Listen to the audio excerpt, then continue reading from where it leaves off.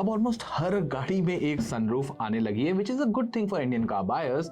लेकिन बहुत सारे ये इंडियन कार बायर्स अपना सर भी सनरूफ से बाहर निकालते हैं, and that is a really wrong practice. Why should you not stick your head out of the sunroof?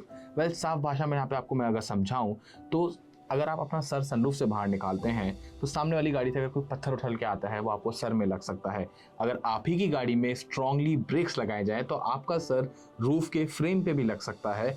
और साथ ही साथ अगर कोई लो हैंगिंग वायर है या फिर पतंग का मांझा सड़क पर है एंड आपको दिखा नहीं, वो आपको वो भी इंजर कर सकता है। ऐसे बहुत सारे हादसे हमें अक्सर अखबारों में, न्यूज़पेपर्स में सुनने को देखते हैं, जहां एडल्ट्स एंड इवन बच्चों को भी वो अलाउ करते हैं सनरूफ से अपना सर बाहर निकालने के लिए। That is why we at times drive take a break from our regular programming and bring you this message.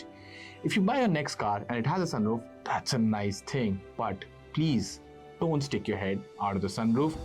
Break that habit and also teach your kids to do the same.